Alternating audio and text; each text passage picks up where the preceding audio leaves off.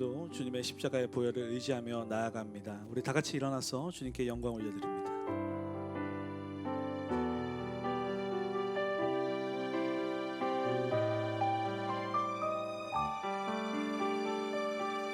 내 하나님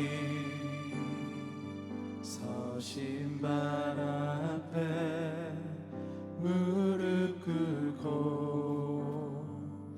경배하리. 큰 권능과 영광이 가득한 내 아버지 계신 이곳 하나님의 이 크신 사랑이 우리 죄를 사하셨네. 어린 양의 보혈의 은혜로 나 담대히 나아가리.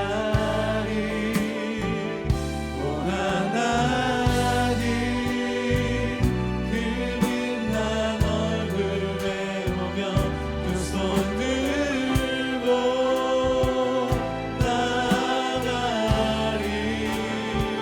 찬송과 존귀와 영광과 능력을 그 하늘 보좌 위에 주님께. 오 하나님 오 하나님 그 빛난 얼굴 배우며 그 손 들고 나아가리. 찬송과 존귀와 영광과 능력을 그 하늘 보좌 위에 주님께. 찬송과 존귀와 영광과 능력을 그 하늘 보좌 위에 주님께. 아멘. 오늘도 찬송과 존귀와 영광과 능력을 받으실 그분을 기대하며 우리 주님께 영광의 박수 올려드립니다. 아멘. 이 시간 우리 함께 찬양할 때요, 기쁨으로 찬양하는 시간 되길 소망합니다.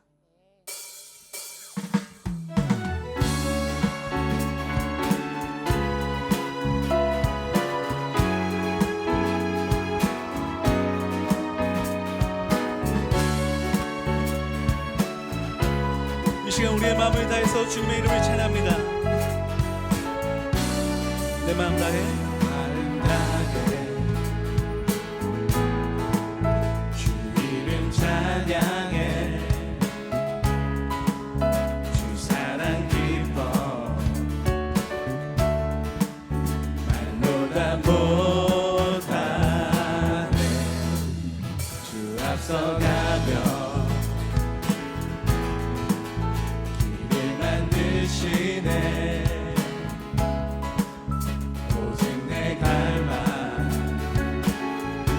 영원히 주 찬양하며 내 맘에 힘이 되신 주 영원한 빛이 되신 주 내 모든 오늘이 주게 행하신 찬양해. 주는 위대한 통치자 내 모든 것 주께 축복해. 내 삶을 주의 불로 채우소서. 내 마음 다해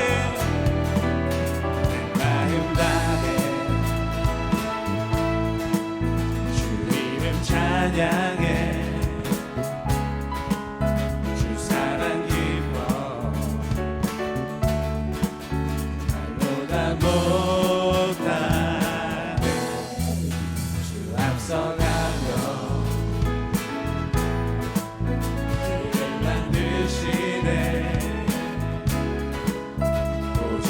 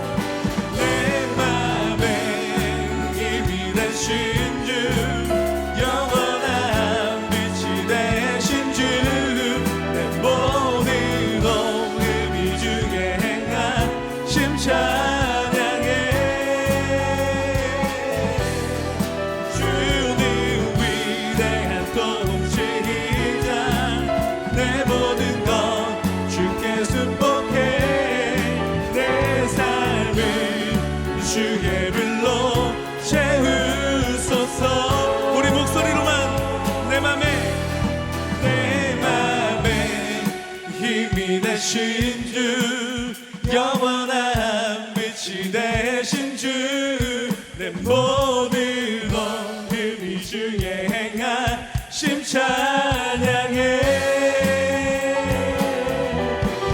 주는 위대한 또 움직이자 내 모든 것 주께 순복해 내 삶을 주의 불로 채우 우리 이 시간 마지막으로 다시 한번 고백합니다. 내 맘에 힘이 되신 주 내 맘에 힘이 되신 주 영원한 빛이 되신 주 내 모든 오금이 주께 행하심 찬양해 주는 위대한 통치자 아멘 내 모든 것 주께 순복해 내 삶을 주의 불로 채우소서 주 이름 찬양 주 이름 찬양 무교의 하늘을 이르는 무효한 땅에 살 때에 주님 찬양해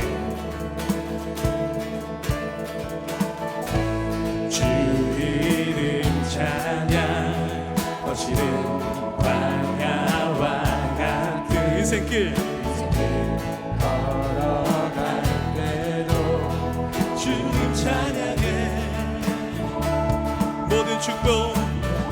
모든 축복 주신 주님 찬양하리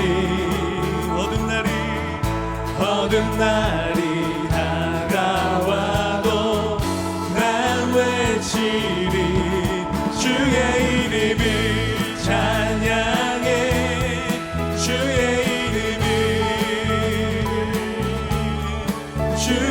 이름을 찬양해 영화로운 주 이름 찬양 주의 이름을 찬양해 주의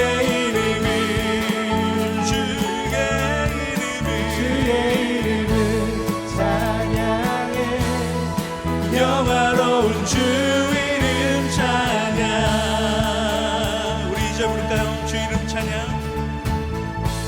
주 이름 찬양 찬양 나를 비추고 마무리 새롭게 될 때 주님 찬양해 주 이름 목소리 높여 가는 길 험할지라도 고통이 다를지라도 주님 찬양해 모든 축복 주신 주님 찬양하리 아멘 어두운 날이 다가와도 난 외치리 주의 이름을 찬양해 아멘 주의 이름을 주의 이름을 찬양해 영화로운 주 이름 찬 주의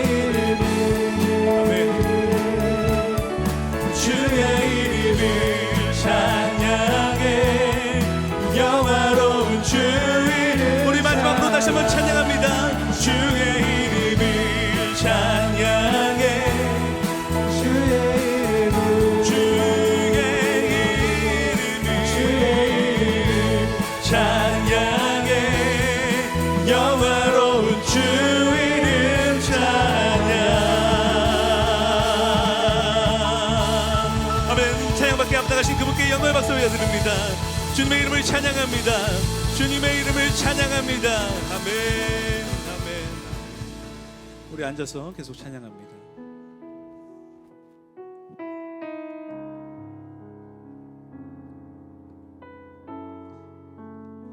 이 시간 주님 그 이름 한 분만을 찬양하는 시간 되길 소망합니다.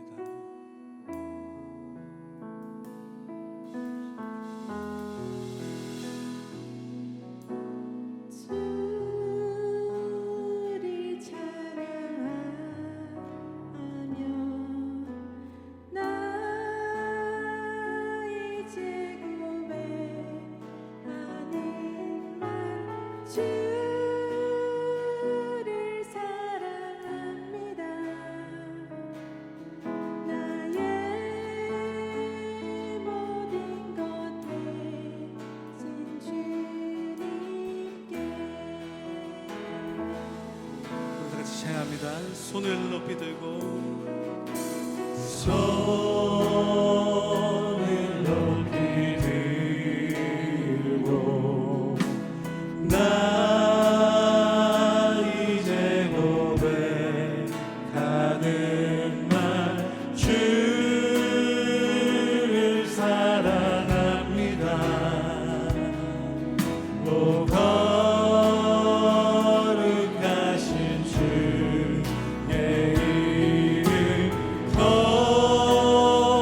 거룩하신 주의 이름 주의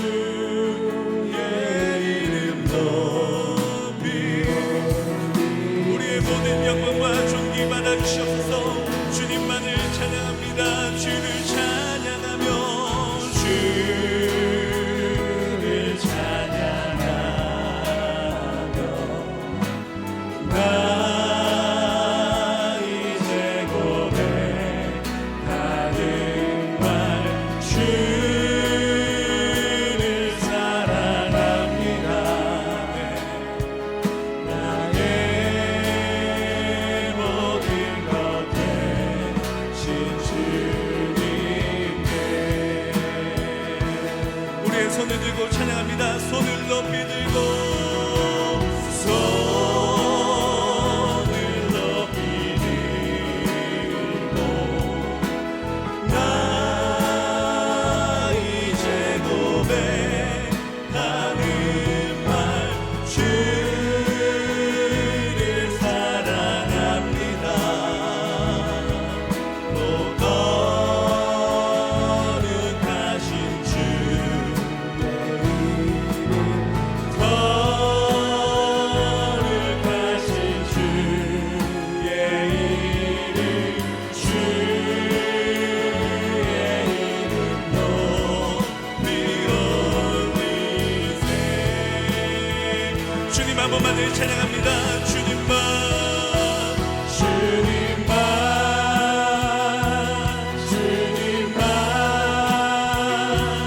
주님만 사랑하리 나의 왕 나의 왕 나의 주님 주님을 더욱 알기 원해 나 주님 오직 주께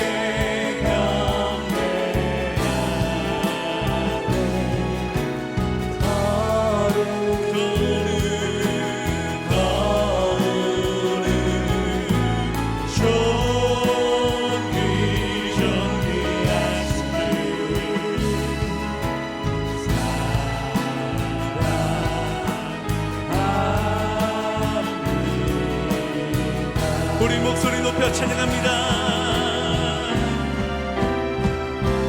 주님만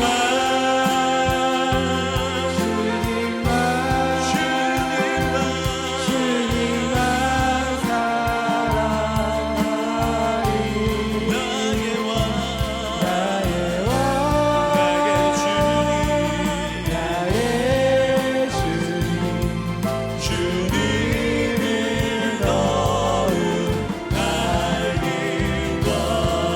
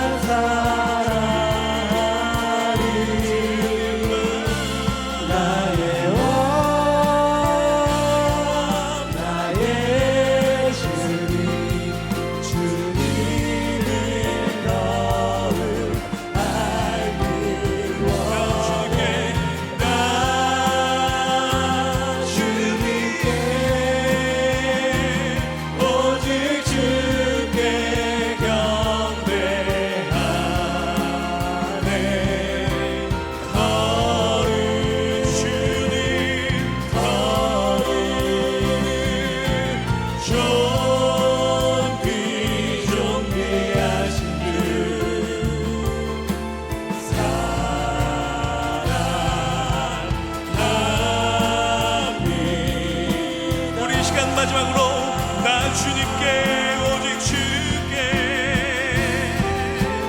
나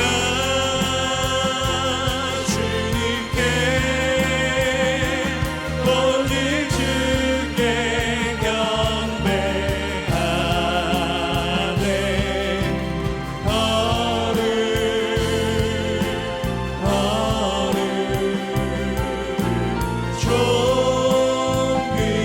존귀하신 주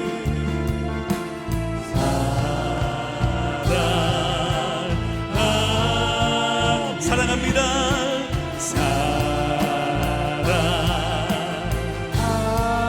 우리 마지막으로 사랑합니다.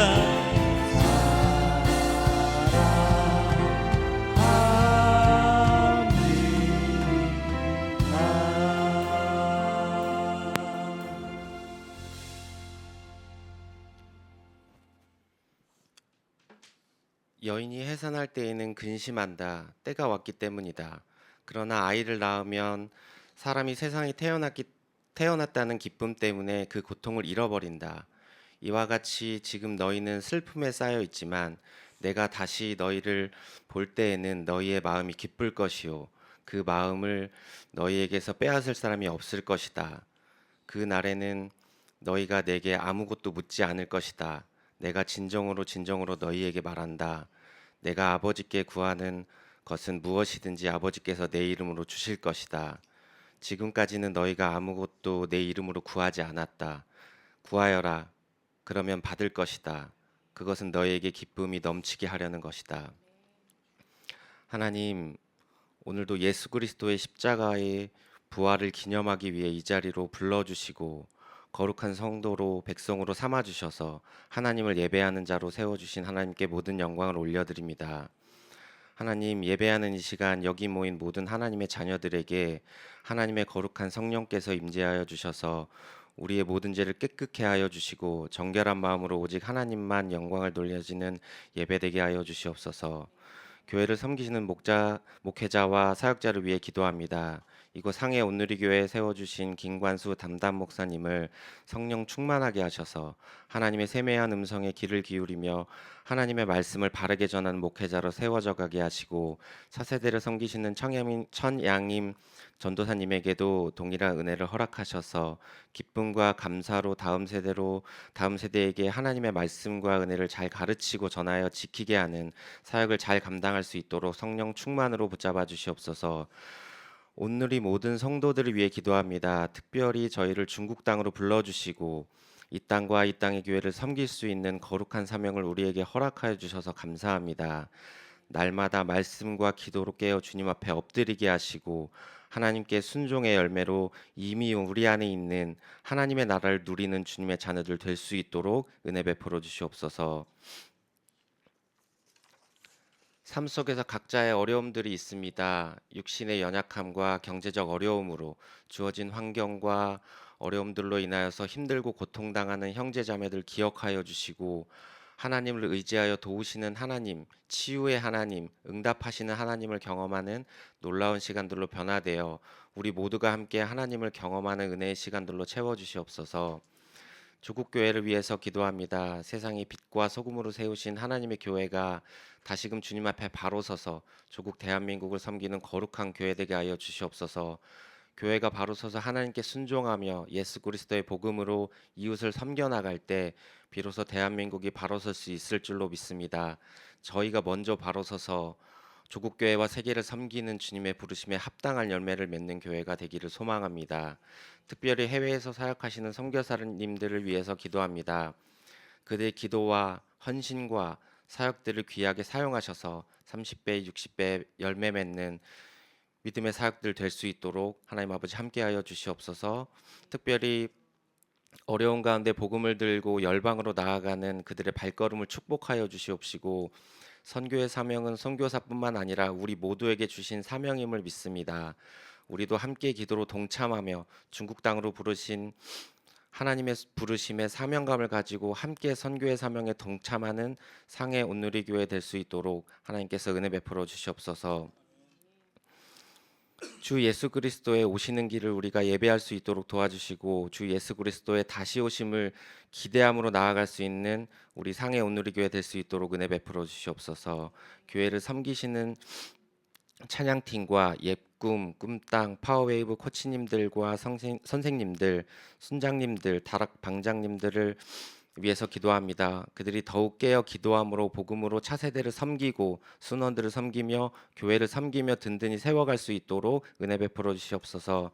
특별히 어제 오늘 있는 예꿈 어드벤처를 통하여서 우리 아이들이 하나님의 말씀을 잘 배우고 말씀의 견고한 기초 위에 자라날 수 있도록 하나님께서 크게 역사하여 주시옵소서. 하나님의 은혜로 섬기시고 사역하시는 우리 코치님들과 파워웨이브 꿈땅 선교사님들 또 모든 부서들 가운데 섬기시는 선생님들을 통하여서 이미 우리 안에 있는 천국을 누리며 자라날 수 있도록 은혜 베풀어 주시옵소서.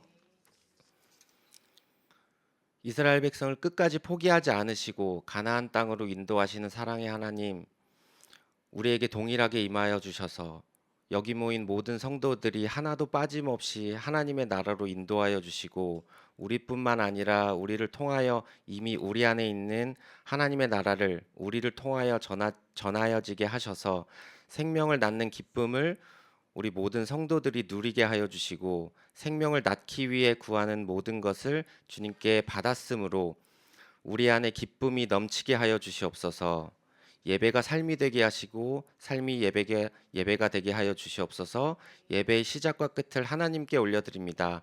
우리를 향한 사랑을 확증하심으로 우리에게 보내주신 우리를 통해 하나님의 나라를 증거하심으로 우리 안에 기쁨이 충만하게 하실 거룩하신 예수님의 이름으로 기도드립니다.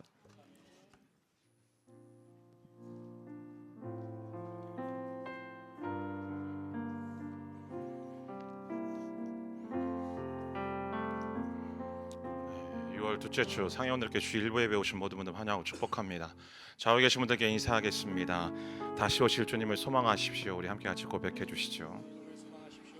네, 우리 마음을 다해서 우리 옆에 계신 분들 향하여서 손을 내밀어 함께 같이 찬양하며 서로가 서로 축복하며 나갑니다. 평화 하나님의 평강이 평화 하나님의 평강이 당신의 삶에 넘쳐나기를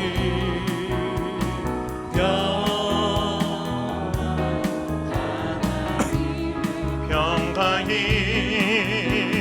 당신의 삶에 가득하기를 주 우리 마음에 두 손 얹고 고백합니다. 은혜 하나님의 은혜가 은혜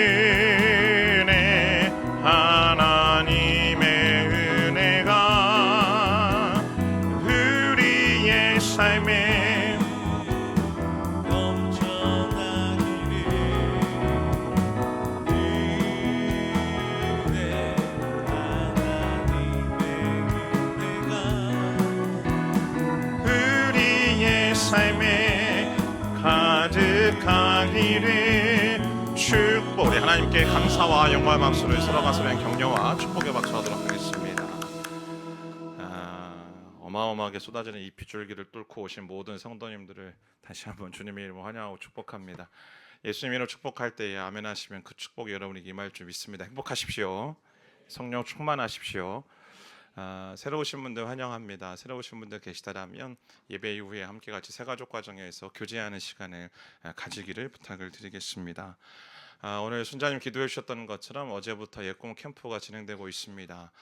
정말 기도로서 또 마음을 다해 시간을 내어서 섬겨주신 모든 선생님들, 또 모든 또 기도로 동참해 주시고 또 시간을 내어서 함께 섬겨주신 모든 부모님들께 진심으로 감사를 드립니다. 어제 아이들 굉장히 행복해하고요, 또 뜨겁게 기도하는 시간 가졌는데 오늘까지 진행되어질 텐데 여러분 계속 기도해 주시고 예수님과 함께 살아가기로 믿음으로 고백하는 우리 아이들이 되어질 수 있도록 여러분 마음을 다해 주시기를 부탁을 드리겠습니다. 다음 주 주일 예배는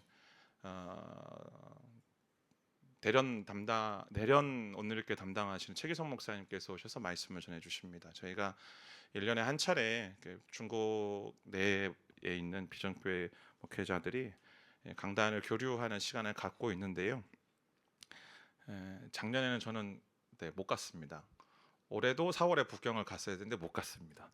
아마도 올해 못 갈 것 같습니다. 저는 그렇지만 그래도 오셔야 되는 분들은 오셔야 될 것 같아서 대련 목사님 오셔서 토요일 새벽과 주일 1, 2부 말씀 전해 주십니다. 여러분 또 함께 오셔서 또 뜨겁게 기도해 주시는 시간이 되었으면 좋겠습니다. 15일이군요. 죄송합니다. 제가 잘못 들었네요. 오늘 하나님께서 우리에게 주신 말씀 마가복음 14장 51절부터 52절까지 2절 말씀인데요. 함께 같이 한 목소리로 합독하도록 하겠습니다. 시작. 그런데 한 청년이 맨몸에 배 혼니부를 두르고 예수를 따라가고 있었습니다. 사람들이 그를 붙잡자 그는 혼니부를 버리고 벌거벗은 채 달아나 버렸습니다. 아멘. 마음에 오른손을 얹고 저를 따라 고백합니다. 하나님은 나를 사랑하십니다. 나는 그 사랑 안에 있습니다. 하나님은 오늘 나에게 말씀하실 것입니다. 그 말씀에 능력이 있습니다. 그 말씀에 생명이 있습니다. 나의 마음을 하나님께 열겠습니다. 나의 생각을 예수님께 집중하겠습니다. 들은 만큼 변합니다. 들은 만큼 행복해집니다. 아멘.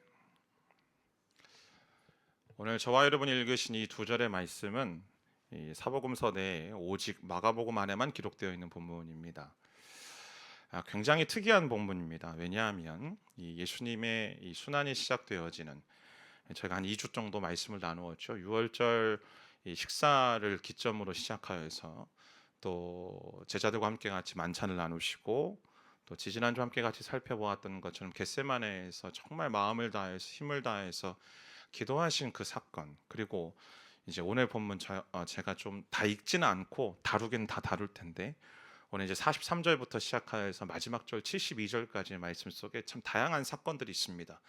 가룟 유다가 예수님을 배신하여서 군인들에게 예수님을 팔아넘기고, 그 군인들에 의해서 예수님이 붙잡히고, 또 그 가운데 제자들은 다 뿔뿔이 흩어져 도망가고, 또 사내들인 공회의 이 불법적인 재판을 받으시는 장면 속에 예수님은 침묵하시고, 그 가운데에 내가 하나님의 아들이냐라는 질문에 그렇다라고 대답하심을 통해 신성 모독의 죄로 몰려서 이제 사형을 언도받게 되어지고, 또 그런 모든 상황들 속에 한쪽 이 어둡고 습한 곳에서는 베드로가 예수님을 3번씩이나 부인하는 장면이 참 다양한 사건들이 기록되어 있는 과정들 속에 갑자기 뜬금없이 이 이름도 알 수 없는 이 청년이 등장을 합니다. 그래서 이 청년이 배 혼이불을 두르고 있다가 이 사람들이 자신을 붙잡으려고 하니까 그 이불을 벗어버리고 벌거벗고 도망갔다라는 이야기가 오늘 이야기이죠. 도대체 이 청년은 누구일까라는 이 질문들을 많은 성경학자들이 하게 되어집니다. 전통적인 해석은 마가 자신이라는 의견이 굉장히 지배적입니다. 왜냐하면 마가를 기록했던 마가 자신이 본인이 아니고서는 이 이야기를 할 수가 없는 것이죠. 그렇기 때문에 더더군다나 이 1세기의 이 그리스 로마의 이 문화 속에서 작가가 자신을 익명으로 등장시키는 일들이 굉장히 빈번했습니다. 여러분 뭐 오늘날도 마찬가지지만 우리가 읽는 소설이라든지 영화라든지 뭐 또 이 여러 가지 드라마를 보면 그 어느 한 컷도 의미 없는 장면들이 없죠. 그러니까 감독에게는 있어서는 작가에게 있어서는 굉장히 다 소중한 장면들입니다. 오죽하면 영화가 개봉한 다음에 감독이 이 상업 영화니까 편집을 하잖아요. 근데 그게 너무 아깝고 그래서 디렉터스 컷이라고 해가지고 만들어내서 2시간짜리 영화가 갑자기 3시간짜리가 돼서 나오고 막 그런 일들이 있지 않습니까? 등장인물도 다 마찬가지죠. 주연도 중요하고 조연도 중요하고 엑스트라 한 사람도 다 의미가 있습니다. 또한 말씀드렸던 것처럼 감독도 그렇고 작가도 그렇고 특별한 의도를 가지고 그 작품 안에 자기 자신을 관찰자로 또 제3의 인물로 집어넣는 경우들도 꽤 있죠. 하지만 여러분 전통적인 해석에 따라 오늘 본문에 나온 이 청년이 마가라고 생각해 본다라면 얼마나 수치스러운 모습입니까? 벌거벗고 도망갔다라는 자신의 과거에 대한 이야기잖아요. 더더군다나 마가는 이 마가복음을 자신이 세운 이 마가의 공동체에게 이 복음서를 기록한 겁니다. 자신이 목회하고 있는 성도들을 향하여서 내가 과거에 벌거벗고 도망갔다라고 지금 이야기하는 이 장면이 사실은 그렇게 쉬운 일은 아니겠죠. 근데 그럼에도 불구하고 마가가 오늘 이 짧은 두 절을 이 본문 안에 기록하고 있는 이유가 무엇일까? 그 이유는 마가에게도 그렇고 또 그 예수님의 이야기를 들려주고 있는 마가의 공동체에게도 그렇고 뿐만 아니라 오늘날 이 말씀을 묵상하고 있는 저와 여러분들에게도 특별한 의미를 보여주고 있다는 사실을 우리는 분명히 기억해야만 합니다. 그렇다면 오늘 본문이 우리에게 들려주고 있는 이야기, 보여주고 있는 이미지는 과연 무엇일까? 첫 번째는 이 청년은 실패한 제자들을 우리에게 보여주고 있습니다. 오늘 본문 51절 52절 말씀 함께 같이 읽어보도록 하겠습니다. 시작. 그런데 한 청년이 맨몸에 배 혼잎을 두르고 예수를 따라가고 있었습니다. 사람들이 그를 붙잡자 그를 혼잎을 버리고 벌거벗은 채 달아나 버렸습니다. 두 군데에 제가 표시를 했는데요. 하나는 따라간다라는 말이고 하나는 달아났다라는 이야기입니다. 근데 이 따라갔다라는 이 말은 마가복음 본문 속에서 유일하게 딱 두 번 기록되어 있습니다. 한 번은 오늘 본문이고요. 또 한 번은 마가복음 5장 37절에 보면 이 야이로가 자신의 딸이 죽게 되었음을 알고 예수님을 찾아왔을 때에 그 중간에 가는 길에 혈루병 여인을 만나시고 그 여인을 만남으로 인해서 지체가 되어지죠. 그래서 결국 야이로의 딸이 죽게 되어집니다. 근데 사람들이 죽었다라고 이야기할 때 예수님께서 죽지 않았다라고 말씀하시고 성경은 어떻게 말하고 있냐면 오직 베드로와 야고보와 요한만 데리고 동행하도록 허락하셨다라고 할 때에 그 따라간다라는 단어를 사용하고 있죠. 무슨 말이냐면 곧 제자들이 예수님을 따라간다라는 의미로 사용되어지는 말을 오늘 이 청년에게 고스란히 사용하고 있는 것입니다. 뿐만 아니라 달아났다라는 말도 마찬가지입니다. 바로 앞절 50절 말씀을 보면 성경은 이렇게 말하고 있어요. 제자들은 모두 예수를 버리고 달아났다라고. 결국 오늘 이 본문 속에서 1차적으로 이 청년이 보여주고 있는 이미지는 제자들에 대한 이미지입니다. 물론 말씀드렸던 것처럼 마가 자신의 이야기입니다. 그럼에도 불구하고 이렇게 수치스러운 자신의 모습에 대해서 이야기하는 것은 자신의 모습을 통해 이 청년의 모습을 통해 예수님을 버리고 달아난 그 제자들 역시 부끄럽고 얼마나 수치스러운지 말하고 있는 것입니다. 결국 이 청년은 마가는 이 청년을 통하여서 예수님을 버리고 달아난 제자들을 독자들에게 그리고 사람들에게 자신의 공동체에게 한눈에 보여주고 있는 것이죠. 그러니까 드라마틱한 아이콘임을 우리는 알 수 있습니다. 뿐만 아니라 오늘 본문은 어디까지 이어지냐면 이 예수님의 재판 과정 속에 한쪽 구석에서의 이야기를 만들어내고 있는 베드로에게도 연결되어 있습니다. 읽진 않았지만 66절부터 71절까지 보면 베드로가 3번씩이나 예수님을 부인하는 장면이 나오고 있죠. 예수님은 한쪽에서 재판받고 계시는데 베드로는 한쪽 구석에서 예수님을 모른다라고 이야기하는. 근데 단순히 모른다라고 이야기하는 것으로 끝나지 않고 내가 그분을 알 리가 없다 하는 저주까지 하는 맹세까지 하는 그런 일들을 보이고 있지 않습니까? 자, 여러분 잠깐 카메라를 뒤로 돌려서요. 불과 한두 시간 전에 어떤 일이 일어났는지 한번 생각해 보자고요. 여러분 이 일들이 있기 전에 불과 한두 시간 전에 이 마가의 다락방으로 추정되어지는 그 다락방에서 예수님과 제자들이 식사하면서 어떤 일들이 있었습니까? 27절부터 29절까지 말씀 함께 같이 읽습니다. 시작. 예수께서 그들에게 말씀하셨습니다. 너희는 모두 나를 버릴 것이다.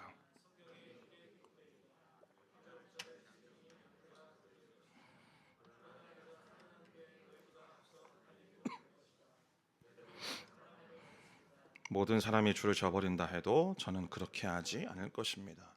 예수님은 이미 알고 있었습니다. 제자들이 자신을 버리고 달아날 거라는 사실을. 그리고 말씀까지도 하셨죠. 근데 그렇게 말씀하셨을 때 제자들은 얼마나 어떻게 반응하냐면 말도 안 되는 일이라고 막 격양되어서 반응하죠. 절대로 버리지 않을 거라고 선언합니다. 심지어 베드로를 향하여서는 30절 말씀에 보면 너가 오늘 밤 닭이 2번 울기 전에 나를 3번이나 부인할 거다라고까지 말씀하십니다. 너무나도 정확하게 말씀하시죠. 근데 그 말씀을 듣고도 베드로는 내가 차라리 예수님과 함께 죽겠다라고까지 이야기를 합니다. 여러분 하루가 지난 것도 아니고요.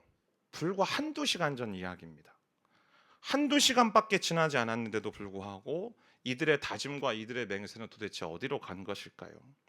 그렇게 호언장담하고 맹세까지 한 이들이 어떻게 예수님을 버리고 달아나고 어떻게 예수님을 지금 부인하고 있는 것일까?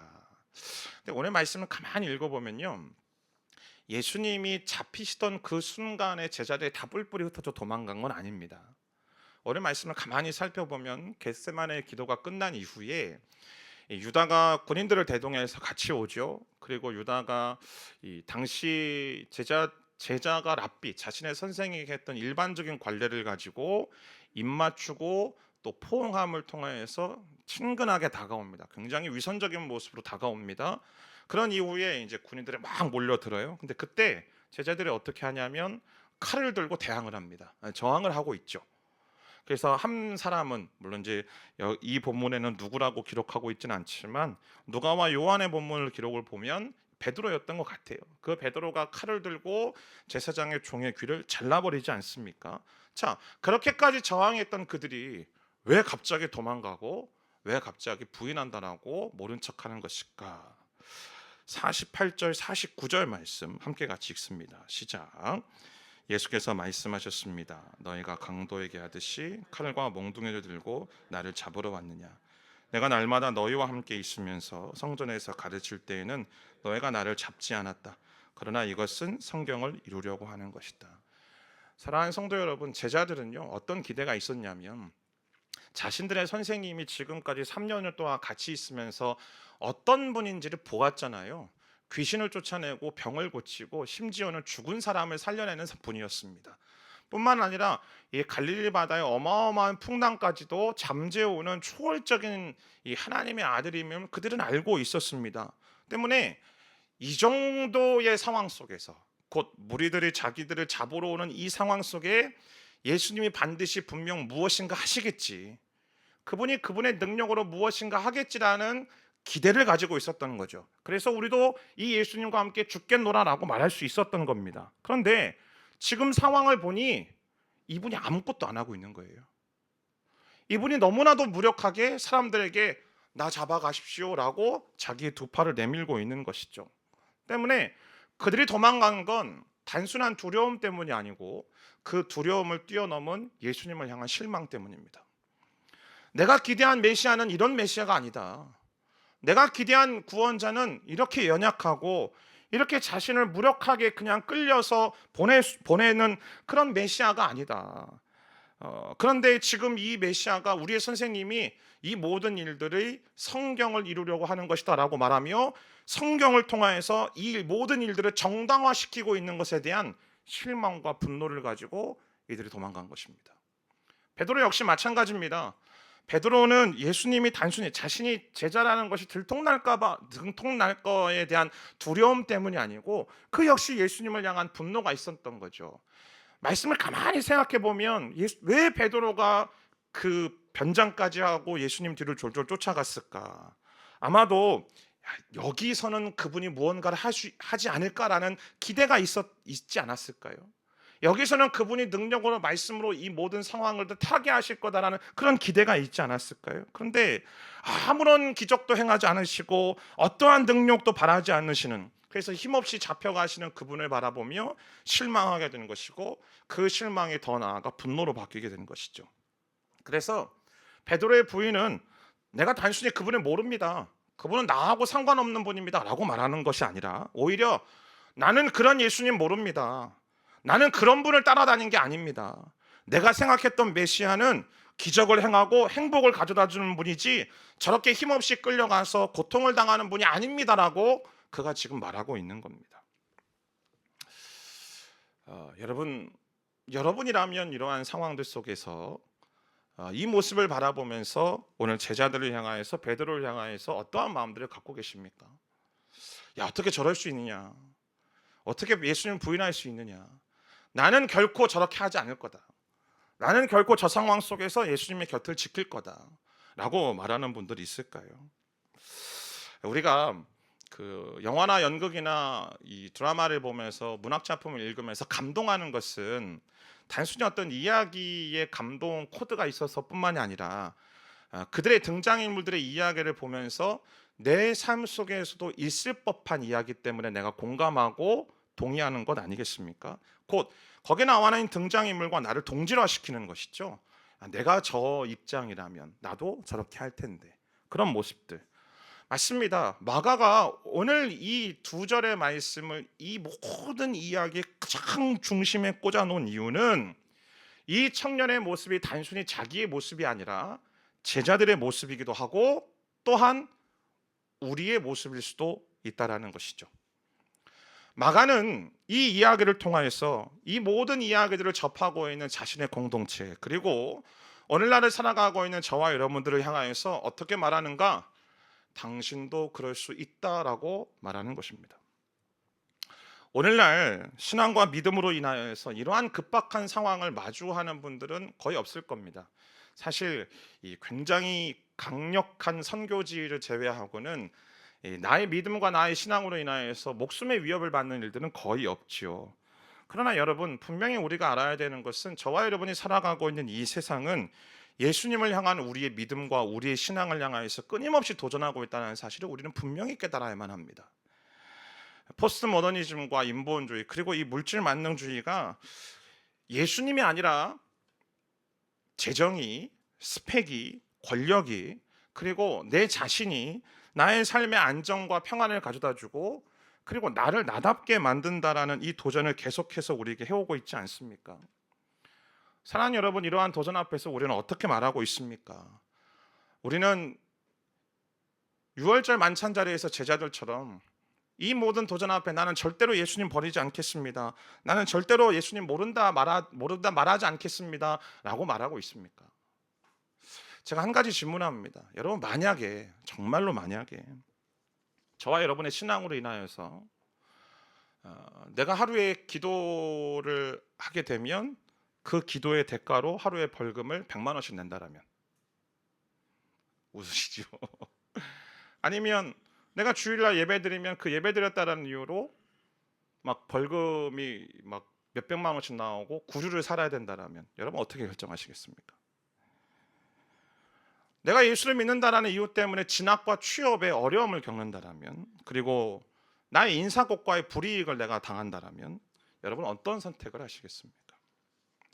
물론 이와 같은 선택을 받는다라는 것 굉장히 좀 꿈 같은 이야기인지 모르겠지만 실제로 이러한 일들이 벌어지고 있습니다.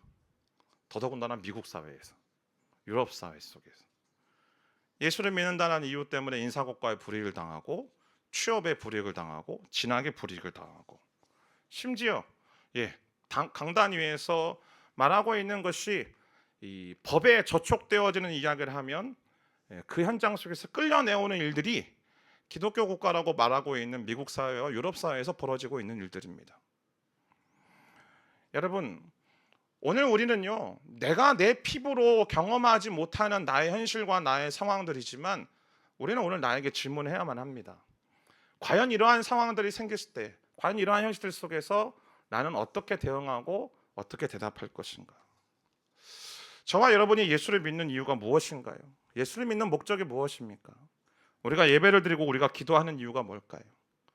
여러분의 인생의 소원과 목적이 무엇인가요? 우리의 꿈이 무엇인가요? 우리의 비전이 무엇인가요?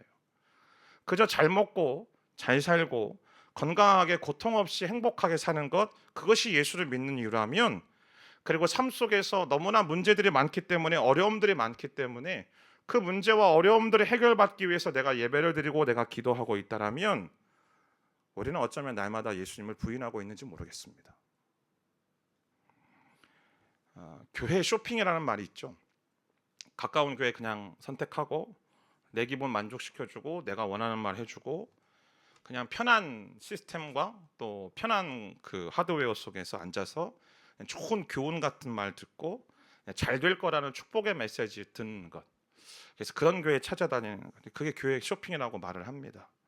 그래서 나와 성향이 맞는 교회, 나와 코드가 맞는 교회, 나와 취향에 맞는 사람들과만 교제하고 나를 불편하게 안 하는 교회들 찾아다니고, 그러다 보니까 더 큰 교회 찾아다니면서 그 큰 교회에서 숨어버리는 일들, 그것이 오늘날의 교회 쇼핑이라고 말을 하더라고요.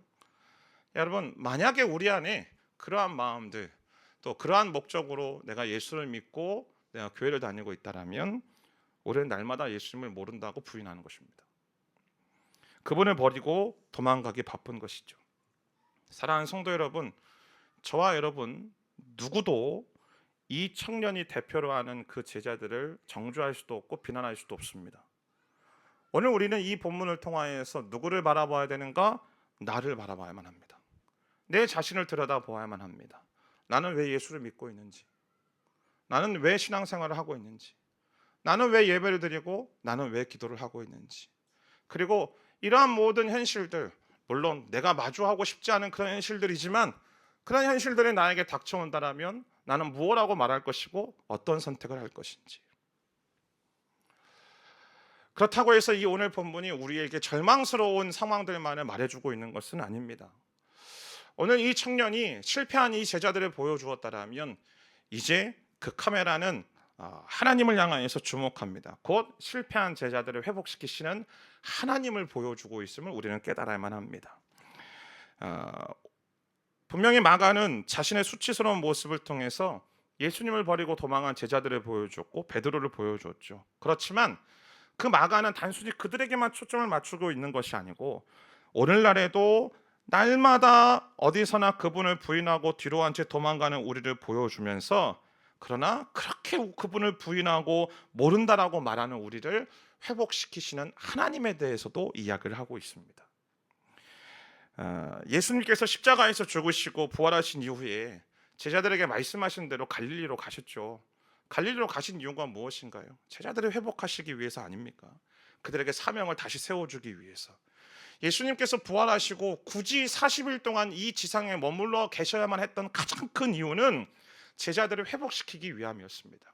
실패하고 무너졌던 제자들, 그것으로 인하여서 죄책감과 그 상한 심령으로 인해서 나는 아무것도 할 수 없다라고 말한 그들에게 아니 너희들은 나로 인하여서 다시 그 사명을 가지고 일어날 수 있다라고 말하고 있는 그 주님을 만나도록 하기 위해서 40일 동안 이 현장 속에 계셨던 것이죠.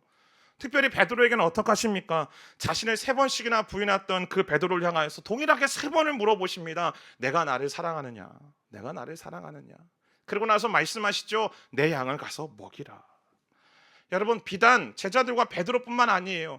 자기 이야기를 하고 있는 마가도 마찬가지예요.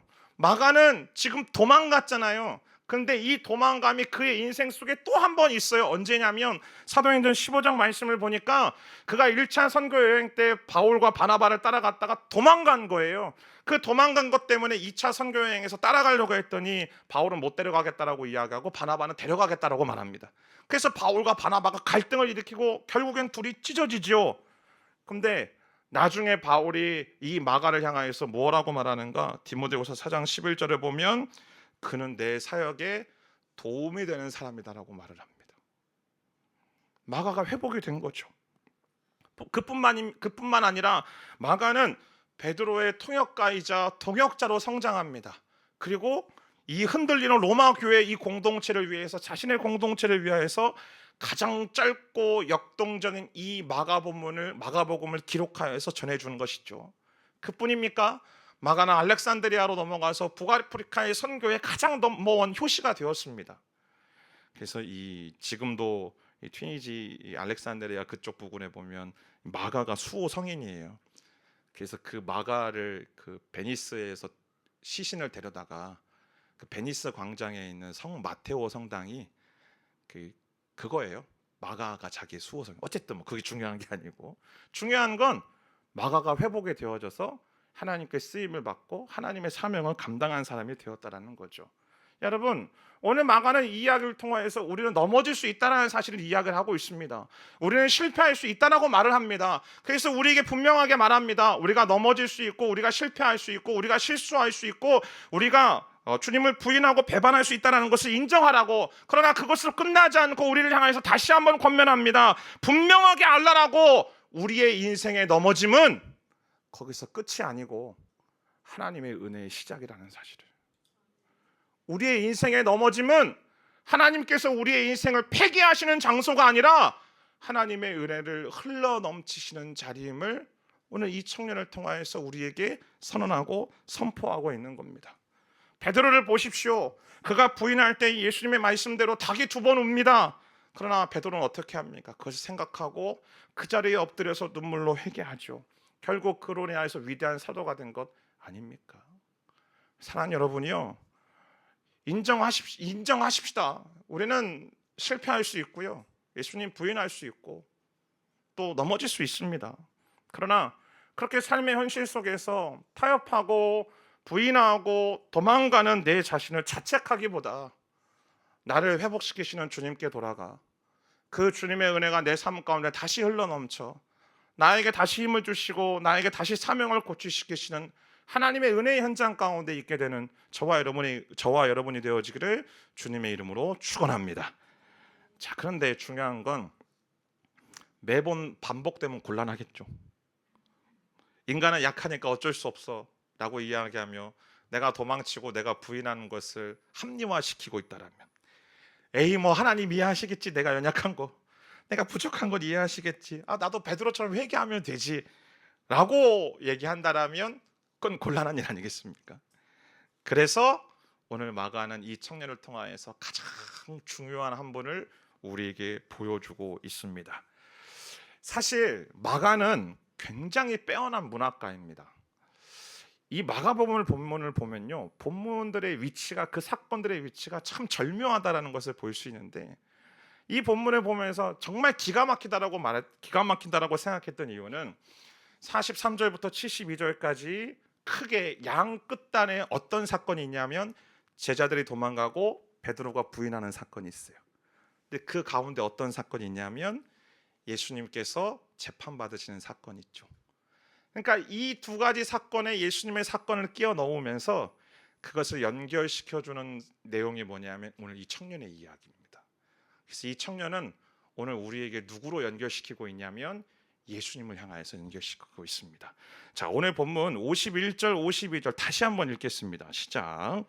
그런데 한 청년이 맨몸에 배 혼니부를 두르고 예수를 따라가고 있었습니다. 사람들이 그를 붙잡자 그는 혼니부를 버리고 벌거벗은 채 달아나 버렸습니다.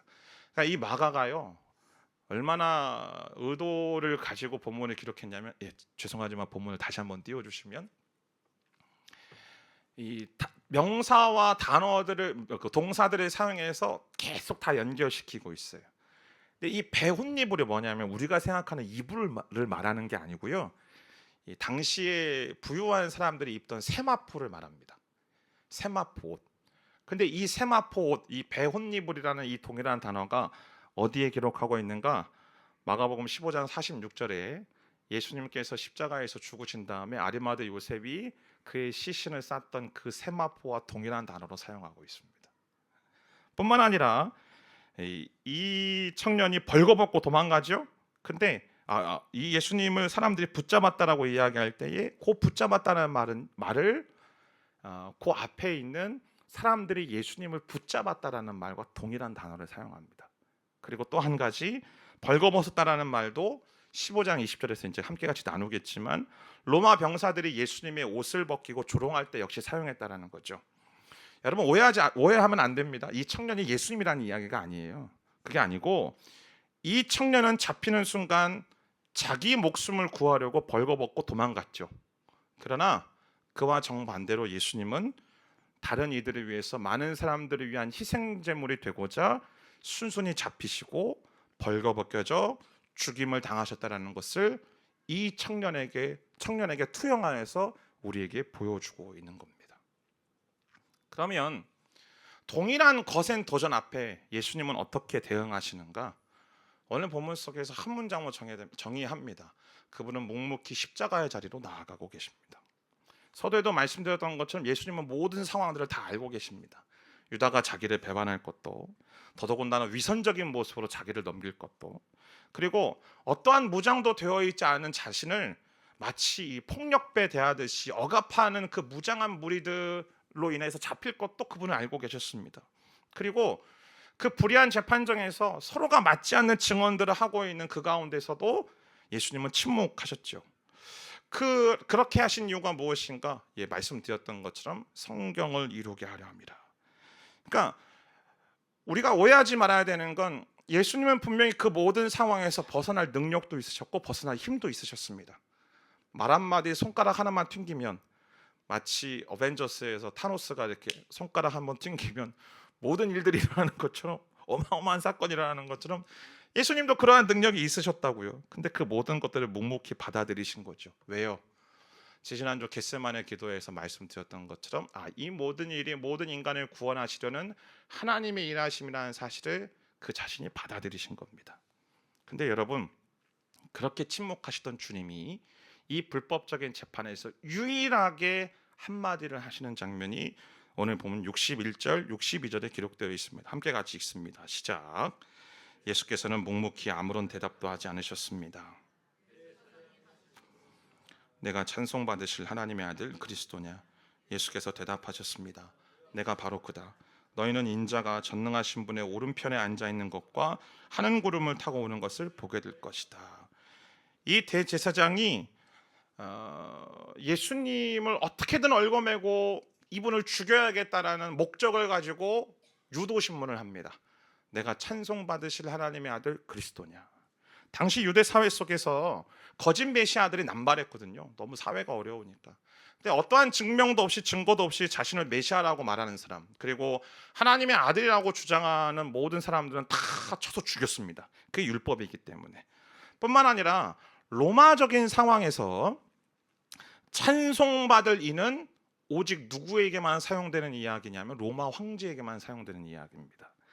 그러니까 지금 이 대제사장은 굉장히 교묘한 의도를 갖고 있는 거죠. 분명히 이 질문을 하면 이 사람이 대답할 텐데 이 사람이 대답하면 유대교 율법으로도 사형이고, 그리고 로마 법으로도 이 사람은 반역죄로 몰아넣을 수 있다라는 치밀한 계산을 가지고 질문한 겁니다. 자, 그런데 이러한 의도를 알면서도 예수님이 어떻게 대답하시는가? I am who I am. 내가 바로 그다. 너가 말하는 내가 바로 그다. 즉 자신이 하나님의 아들이라고 선포하고 있는 겁니다. 영원전부터 하나님과 함께 있었던 존재라는 사실을 그분이 선언하고 계시는 거죠. 가야바의 질문을 그대로 인정하시면서 더 나아가서 자신의 부활과 자신의 다시 오심까지도 예수님께서는 말씀하고 있습니다. 자, 그러면 질문, 왜 지금까지는 침묵하셨던 주님이, 그리고 뿐만 아니라 마가복음 1장부터 시작해서 끊임없이 귀신들도 그렇고 제자들도 그렇고 당신은 하나님의 아들입니다라고 이야기할 때 제발 부탁이니까 입 다물고 있으라고, 지금은 말할 때가 아니라고 말했던 그분이 왜 지금에서야 내가 그렇게 말하면 나는 죽을 수밖에 없고, 그렇게 말하면 나는 율법에 따라서 사형당할 수밖에 없고, 로마법에 따라서 나는 반역죄로 처형당할 수밖에 없는 이 상황들 속에 왜 예수님께서는 자기 자신을 드러내고 계실까요? 그것도 훨씬 더 강력하게. 그 이유는 이제 세상을 죄에서 구원할 자신의 모든 사역을 수행할 때가 된 거예요. 그러니까 사람들이 정치적인 메시아로 오해하든 안 하든 그것과 상관이 없는 거죠. 이제 십자가에서 죽으면 되는 것이니까. 그러니까 더 이상 자기가 메시아임을, 자신이 하나님의 아들임을 숨길 이유가 없었던 것입니다. 그러나 그보다 더 중요한 한 가지가 있습니다. 그것은 무엇이냐면 당신과 동일한 도전 앞에 놓일 그 제자들, 그리고 이런 모든 세상의 억압과 도전 앞에 놓여질 교회에게 보여주시는 겁니다. 우리가 누구인지를, 우리의 정체성을, 어떤 정체성을 가지고 있는지를 잊지 말라고 예수님께서는 오늘 이 시간들 속에서 자신의 정체성에 대한 선언을 하며 우리에게 나타내주고 보여주고 계시는 거죠. 사랑하는 여러분이요, 그리스도인은 누구일까요? 그리스도인은 어떤 사람입니까? 그냥 단순히 교회 다니고 그냥 적당하게 사역하고 적당하게 순모임하며 살아가는 사람들이 그리스도인일까요? 아니요, 그렇지 않습니다. 그리스도인은 세상과 문화 속에서 자신의 정체성을 분명히 하는 사람들이 그리스도인들입니다. 할렐루야. 그리스도인은 누구인가? 그 세상의 거센 도전 앞에 하나님의 뜻을 실현하며 살아가야 되는 존재가 그리스도인이라는 거예요. 우리가 살아가고 있는 이 세상은 예수님의 복음과 그리스도인들을 낯선 존재로 규정합니다. 도무지 이해할 수 없다라고 이야기합니다. 어떻게 그런 실존을 가지고 살아가냐고 우리에게 말을 하고 있죠. 그래서 우리가 종종 세상을 바라보며 그 거센 세상의 압력의 파도는, 도전의 파도들은 마치 예수님의 모든 복음들을 덮는 것처럼 맹렬하게 다가오는 것처럼 보여집니다. 그리고 그리스도를 향하여서 엄청난 압력으로 다가오는 것을 우리는 느끼죠. 그러나 그러한 현실 속에 우리가 아무런 힘도 없고 아무런 능력도 없는 것 같고 아무것도 할 수 없는 것처럼만 느껴질 때에 그 가운데 성경은 우리의 실존에 대해서 어떻게 이야기하는가? 고린도후서 6장 8절부터 10절까지 말씀입니다. 우리 큰 목소리 함께 같이 읽습니다. 시작. 우리는 속이는 사람 같으나 진실하고 유명하고 죽은 사람 같으나 보십시오 살아 있습니다. 우리가 징벌을 받는 사람 같으나 죽임을 당하지 않고 근심하는 사람 같으나 항상 기뻐하고 가난한 사람 같으나 많은 사람을 부유하게 합니다. 아무것도 없는 사람 같으나 모든 것을 가진 사람입니다. 할렐루야. 이것이 저와 여러분의 정체성인 줄 믿습니다. 이것이 그리스도인의 모습이라는 거예요. 때문에 우리는 이 세상의 도전 앞에, 이 세상의 압력 속에 우리의 정체성에 대해서 분명하게 선언하고 하나님의 뜻을 실현하며 살아가기 위해 무엇을 구해야 되는가? 하늘의 능력을 구해야만 합니다. 그 하늘의 능력이란 이 세상을 살아가기 위한 능력이 아니고 한 사람의 영혼을 살리고 예수님의 복음을 살아내기 위한 능력이요, 복음을 전하고 하나님의 뜻을 위한 능력입니다. 그러기에 우리는 예배와 기도에 승리해야 되는 거예요. 결코 우리는 예배와 기도에 실패해서는 안 됩니다. 제자들이 겟세마네 기도에서 실패했기 때문에 그들이 자신의 정체성에 대해서 제대로 고백도 하지 못하고 도망갔지만 그들 가운데 성령님이 임하시고 성령님이 주시는 능력으로 말미암아 그보다도 더 심각한 위협과 압력 속에서 그들은 예수 그리스도의 복음을 증거하고 선포하고 결국에는 순교당하는 그 일들을 제자들의 삶 가운데 있지 않았습니까? 여러분, 우리는 위로부터 주시는 능력이 없다라면, 하늘로부터 주시는 능력이 없다라면 오늘 여기 실패한 제자들과 동일한 모습으로 날마다 부인하고 날마다 예수님을 떠날 수밖에 없는 존재들입니다. 그러나 그 하나님이 우리 가운데 나를 붙들어 주시고 나를 향한 놀라운 사명을 날마다 회복시키시기 위하여 하늘의 문을 열어주시고 우리 가운데, 이 세상 가운데 그리스도인답게 살아갈 수 있는 능력을 우리 가운데 허락하여 주신 줄 믿습니다. 그러게 그분을 바라보는 거예요.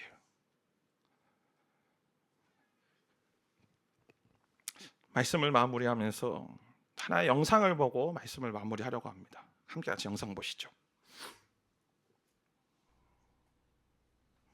Good morning. It's Tuesday, April the 20th, 1999. We have a clear, sunny spring morning in the Denver metro.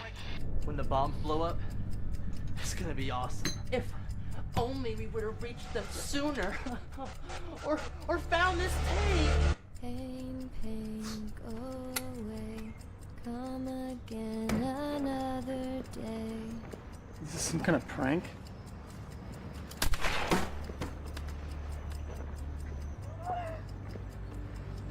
Well, Rachel, where's your God now?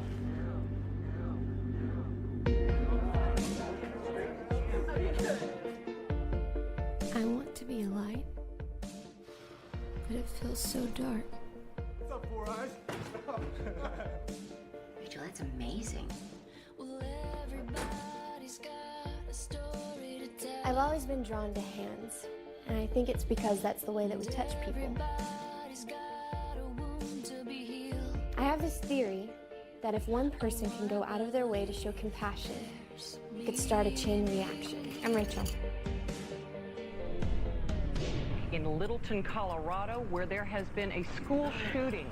Do you still believe in God?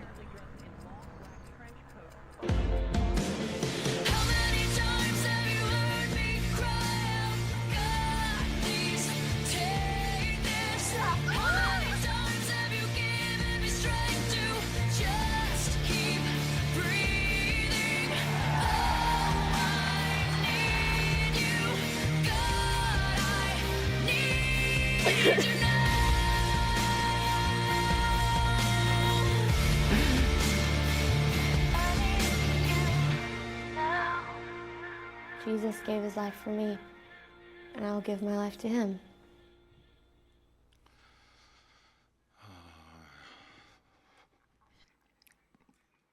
(1999년도 4월 20일) 미국의 콜로라도의 덴버 지역에 있는 컬럼바인 하이스쿨에서 그 근교에 사는 2명의 학생들의 총기 난사로 인해 무고한 13명의 학생과 교사가 사망했습니다. 이들이 범행을 벌인 이유는 히틀러의 생일을 맞아서 기독교인들을 대상으로 기독교인들을 죽이겠다라고 결심하고 그 일들을 감행한 것입니다. 학생들의 캠퍼스 한가운데 모아놓고 한 사람씩 질문합니다. 너는 하나님을 믿느냐? 그 질문에 믿는다라고 고백하면 머리에 총을 겨누고 쏴서 죽여버리고, 나는 하나님을 믿지 않는다라고 말하면 다리에 총을 쏴서 살려주었다라고 말합니다.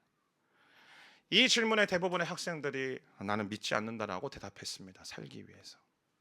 그런데 방금 영상에서 보셨던 레이첼 조이 스캇이라는 첫 번째 희생자와 또 한 명의 희생자인 캐시 버넬이라는 이 자매의 이야기가 미국 전역에 퍼져가기 시작했습니다.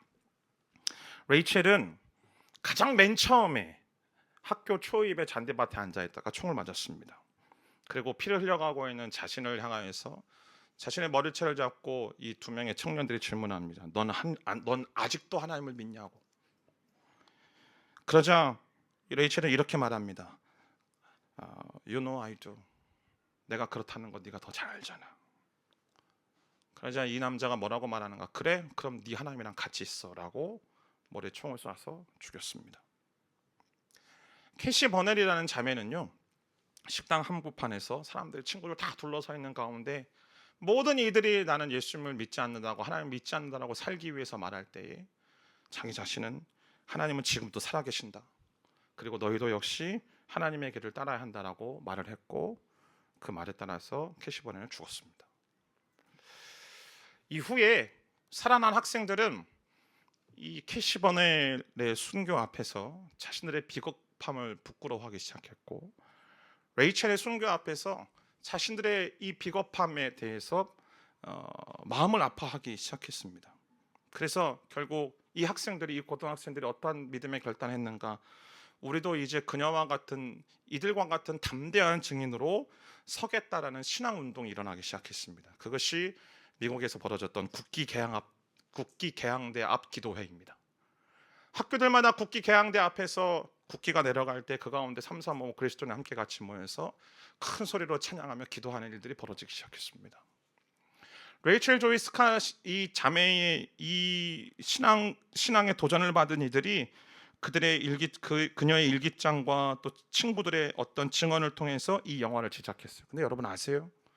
이 영화의 예고편을 만들어서 유튜브에 올렸는데 유튜브로부터 수개월 동안 아무런 이유와 설명 없이 거부되었습니다. 세상이 그렇게 우리를 향해서 도전합니다. 하지만 끊임없는 도전 앞에 결국에는 홍보 영상 게재를 승인했고 2016년도에 개봉했죠. 사랑하는 여러분이요,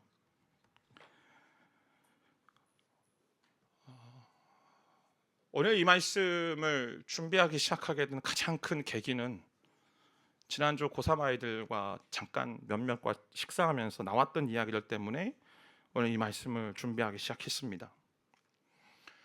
내가 20대가 되어서 내가 캠퍼스 안에서, 직장 속에서 나를 향하여서 도전하고 있는 안티크리스찬들을 만들 때 나는 어떻게 할 것인가? 도전하고 있는 세상 앞에서 나는 어떠한 태도를 취할 것인가? 여러분, 그것이 그들만의 이야기일까요? 오늘 우리에게도 동일한 도전이 주어져 있지 않습니까? 세상의 거센 도전 앞에서 과연 나는 예수님을 부끄러워하지 않겠습니다라고 말할 것인가? 아니면 나는 예수님을 부끄러워합니다라고 타협할 것인가? 심지어 마주하고 싶지 않은 순간일지는 모르겠지만 혹여나 우리가 생명을 내놓아야 할 그 결정적인 순간에 나는 어떤 고백을 할 것인가? 나는 믿음으로 결단할 것인가? 아니면 나는 숨어버릴 것인가? 오늘 마가는 자신의 수치스러움을 정직하게 고백했습니다. 그러나 고백한 것으로 끝나지 않고 자신의 연약함과 자신의 넘어짐을 회복시키시는 하나님의 은혜에 대해서 말하고, 그리고 그 예수님을 주목하게 하는 이 짧은 두 절을 통하여 우리에게도 동일하게 선포합니다. 우리를 향하여 나도 역시 예수님을 부끄러워하지 않겠습니다 라고 말하기를. 오늘 그렇게 한번 고백해 보시지 않겠습니까? 나는 부끄러워하지 않겠습니다. 나는 부끄러워하지 않겠습니다. 이 고백이 우리의 고백이 되어지기를 주님의 이름으로 축원합니다. 기도하겠습니다.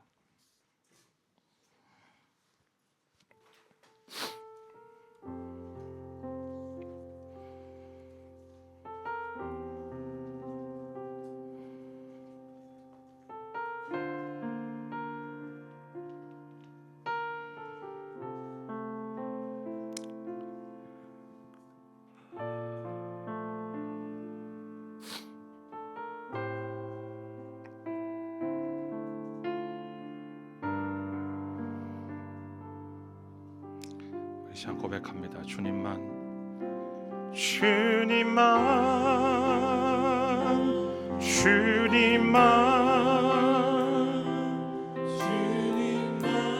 사랑하니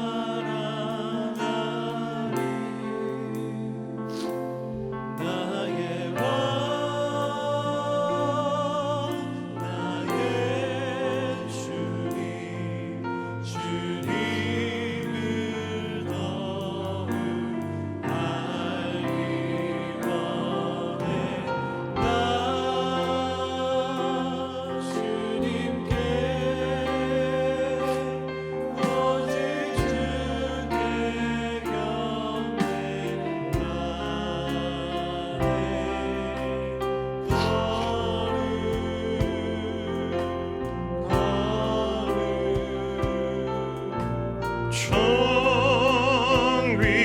존귀하신 주 사랑하니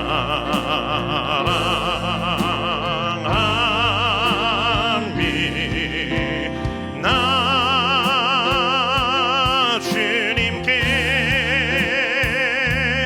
오직 주께 경배하네.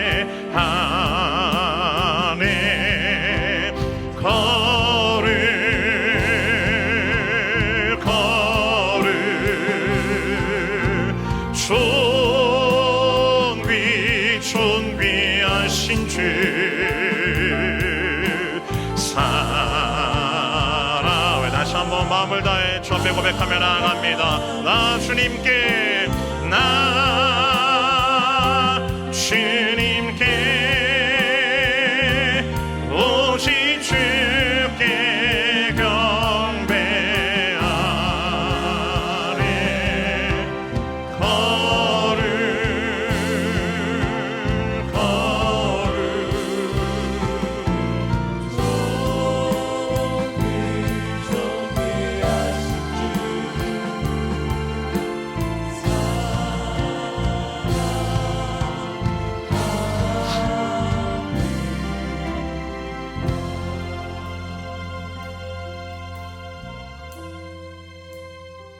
우린 날마다 고백합니다. 주님만 사랑하겠노라고. 주님만이 나의 모든 것 되신다라고 고백하지요. 근데 여러분, 그 고백에는 어마어마한 내용이 담겨져 있습니다. 내가 주님만 사랑하겠다라는 것은 어떠한 세상의 도전과 압력 속에서도 내가 주님을 부끄러워하지 않겠다라고 결정하는 것입니다.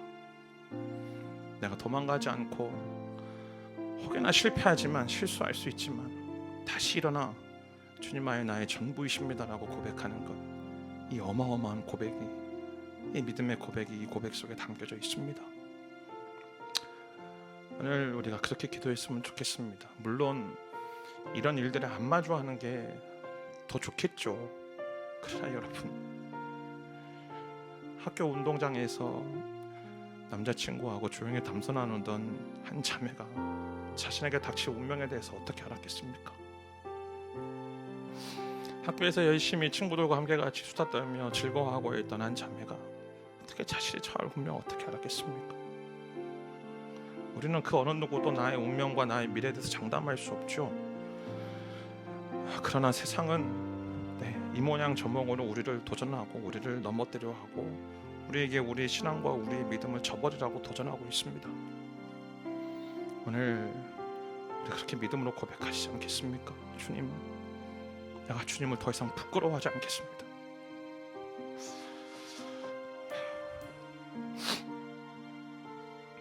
내가 더 이상 주님을 부끄러워하지 않고 나를 부르신 내가 서 있는 그 자리 속에서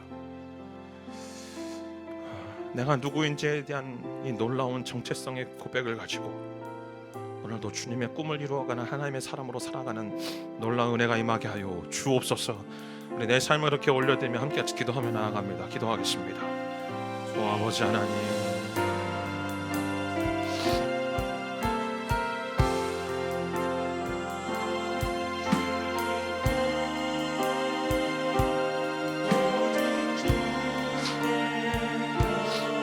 사랑하는 주님, 우리 믿음의 고백을 받아주십시오. 주님 부끄러워하지 않겠습니다. 주님 부끄러워하지 않습니다.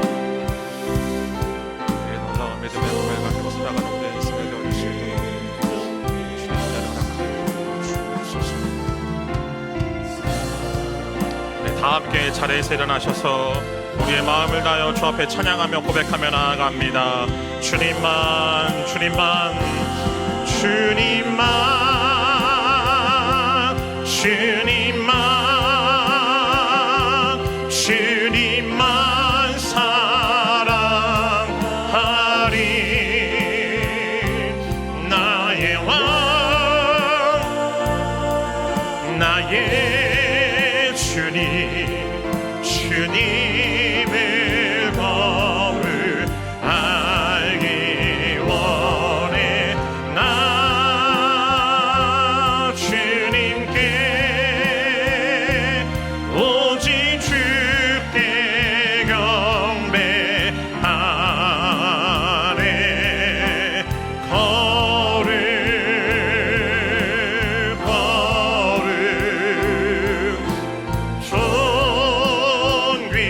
존귀하신 주 사랑합니다.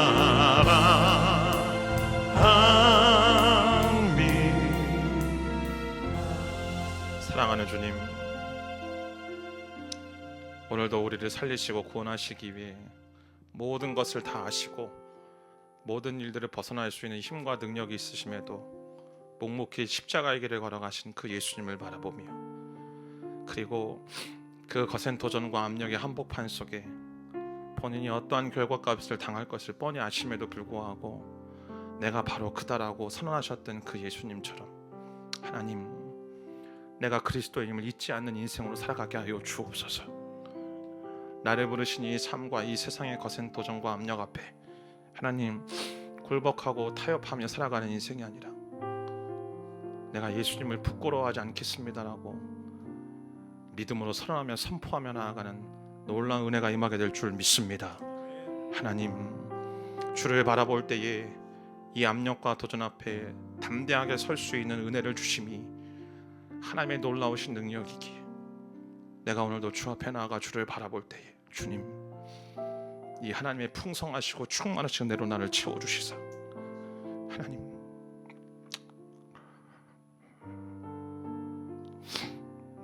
모양만 그리스도이 아니고 무늬만 교회를 다니는 인상이 아니라 내가 정말 주님을 부끄러워하지 않겠습니다라고 고백하는 우리의 삶이 되게 하여 주옵소서. 행하실 주님을 기대함으로 소망함으로 나아가 하나님께서 우리에게 허락하신 것들 중에 일부를 주님의 손에 돌려드리오니 이 물질에 사용되어지는 것들마다 주님, 진정한 이 믿음의 고백들이 회복되어진 놀라운 은혜가 임하게 하여 주옵소서. 지금 이 시간에 우리 주 예수 그리스도의 놀라우신 은혜와 하나님 아버지의 사랑과 성령 하나님의 기름 부으심과 교통하심이 이제 내가 이제 주님을 부끄러워하지 않겠습니다라고 믿음으로 고백하며 삶의 자리로 나아가시는 주의 사랑하시는 모든 성도님들과 그들의 모든 삶 위에 지금도 이 귀한 믿음의 고백을 가지고 자신의 삶을 부서뜨리시며 복음 증거하신 선교사님들과 그들의 모든 사역들 위해 지금부터 영원까지 함께 하시기를 간절히 축원하옵나이다. 아멘.